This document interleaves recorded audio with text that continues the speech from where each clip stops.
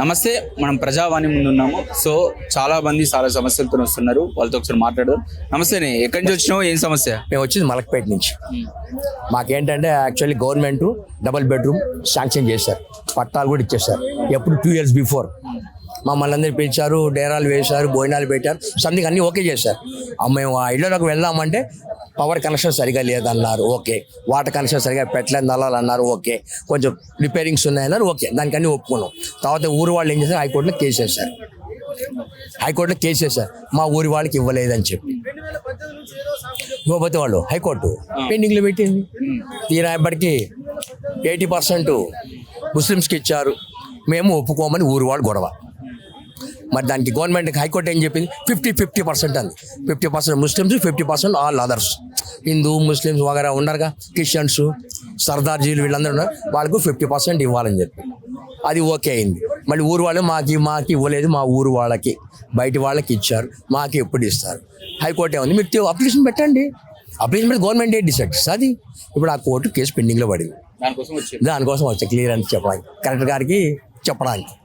అది ఎంఆర్ఓ 50 ఏళ్ళు అడుగుతున్నాయి. ఎంఆర్ఓ గిరిదావరం కేసు చేయమంటే ఎంఆర్ఓ పేరు తెలియదు కాదు. మద్దూరు ఎంఆర్ఓ, మద్దూరు మండల్, మద్దూరు మండల్, జూకల్ దగ్గర, జూకల్ ఏరియా, జుక్కల్ మద్దూరు మండల్, కామారెడ్డి డిస్ట్రిక్ట్, మద్దూరు మందరు,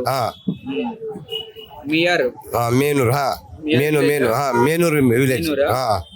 ఆయన చాలా శాతాస్తున్నారు సారు, మాకు పెన్షన్ ఇస్తారు. ఆయన ఆడియో జాయింట్ కలెక్టర్ ఆడియో, మళ్ళీ ఆయన గిరిదావర్స్ ఎక్కువ ఇన్క్వైరీ చేసిండు, ఆయన ఇస్తలేడు. ఇన్క్వైరీ చేసి అక్కడనే పెట్టేసిండు పక్కకు. మా 10 మంది సంతకాలు ఉన్నాయి. మా చిన్నోడు ఏం చేసిండు, పట్టా పాస్బుక్ అవన్నీ తీసుకొని నిజామాబాద్ దెంకపోయిండు, భూమి వదిలేసి. మా 2 ఎకరాలు ఇచ్చిండు, అక్కడ మంది పెట్టేసిండు. అది మాకు అంటే ఇప్పుడు ఇది దీనిది ఉంది, మాకు పాస్బుక్ కావాలి. మళ్ళా పాస్బుక్ ఇస్తలేడు, మన 5 లక్షలు తీసుకొని దెంకపోయింది సార్ పాస్బుక్, పట్ట పాస్బుక్. మా చిన్న తమ్ముడు గనిపాచ అయితే ఈయన చేసి ఇచ్చేసిండు 2 ఎకరాలది, 2 ఎకరాలు చేస్తలేడు. మాకు కావాలి, లేకుంటే మేము మా చిన్న తమ్ముడికి చేసేసిండు, కడమది ఆడ ఉంచేసిండు. ఆ పాస్బుక్ పట్టా కావాలి, అది కావాలి, తీసుకొని దెంకపోయింది సారు. నేను ఏమంటే ఇస్తలేడు. ఎంఆర్ఓ జాయింట్ కలెక్టర్ అన్న ఇన్క్వైరీ చేసిండు, కలెక్టర్ సార్ చేసిండు, ఇస్తలేడు. ఇక్కడికి వస్తే ఇప్పుడు పోతున్నా చేస్తలేడు. ఇది పెన్షన్ బి డిఆర్ఓ, పెన్షన్లు డిఆర్ఓ, కామారెడ్డి డిఆర్ఓ ఇడికెళ్ళి రాలేదని తిప్పుతున్నాడు. ఈ డేట్ ఉంది చూడండి, ఇక్కడికి వెళ్ళి పోయింది ఉంది. తిరిగి కామారెడ్డి ఇక్కడి నుంచి పోయినా కూడా ఏం రియాక్ట్ చేస్తారు. ఇదేంటి ఇక్కడికి వెళ్ళి చేస్తే వాళ్ళు అధికారులు పట్టుకుంటలేరు, వాళ్ళు పని చేస్తారు. రేవంత్ రెడ్డి సార్ నేను అంటున్నా, ఈ అధికారులకు ట్రాన్స్ఫర్ చేసేయండి, చేసినాకనే పనులు అవుతాయి. ఇది అంతా దొంగలని చూడకలేదు, అంతా నాది అది, లేకుంటే మేము చచ్చిపోతాము. మొత్తం ప్రభుత్వం మీద ఇది అవుతాయి. మా ఓట్లు 20-40 ఓట్లు ఉన్నాయి మద్దూరు బండల్ మేనూరులో. మా అన్నదమ్ములు 5 అన్నదమ్ములు, అగ్గర అందరి ఓట్లు ఉన్నాయి.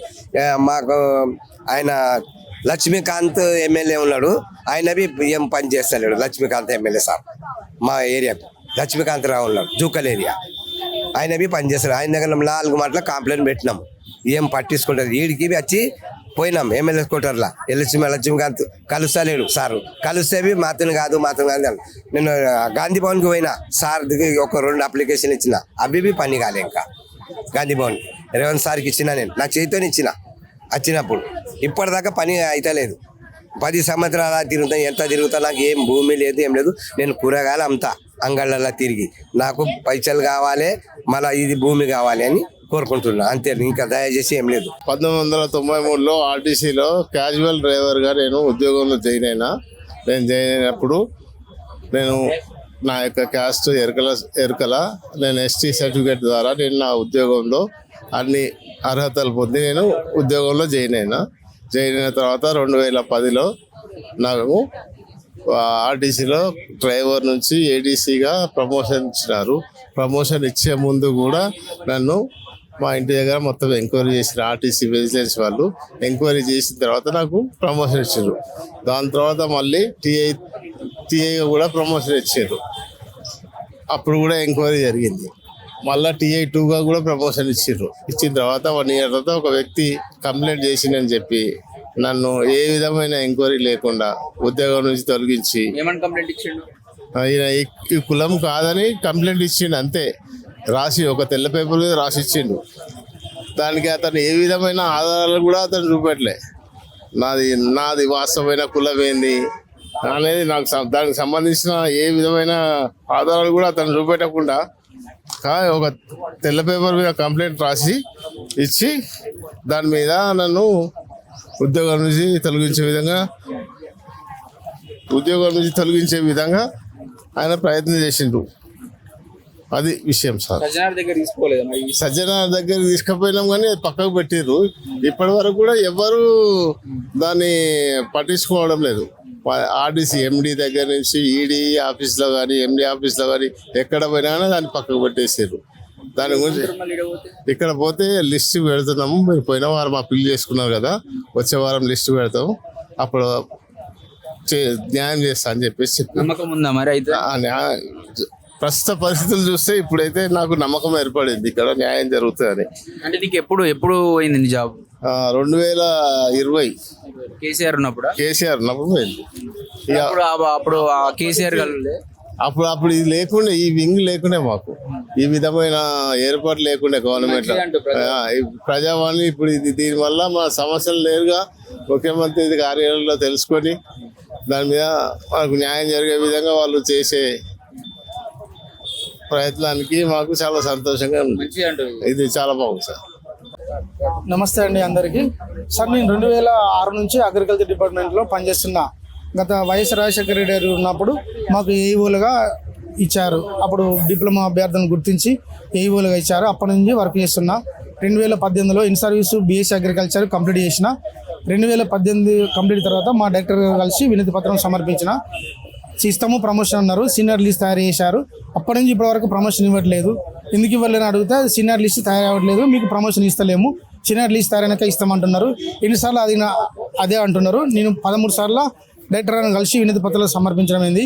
హైకోర్టు కూడా వెళ్ళినా. హైకోర్టు కూడా స్పీకింగ్ ఆర్డర్ ఇచ్చింది. 8 ఖాళీలు ఉన్నాయి, 4 ప్రమోషన్కి ఉన్నాయి అని ఇస్తామని ఇచ్చిండ్రు. సీనియర్ లిస్ట్ తయారైనాక ఇస్తామని ఇస్తుండ్రు. ఈ సీనియర్ లిస్ట్ తయారవ్వట్లేదు, మాకు ప్రమోషన్ ఇవ్వట్లేదు. ఆల్రెడీ ఇంకొక 5-6 ఏళ్ళు అయితే ఏజ్ బార్ అయిపోతాము. కనీసం ఇప్పుడన్నా ప్రమోషన్లు ఇచ్చి ఏఈఓలకు కొంచెం ఉత్సాహంగా పనిచేసుకుంటానికి ఈ ప్రభుత్వము అవకాశం కల్పిస్తుందని మీ ద్వారా తెలియజేస్తున్నా. Thank you sir.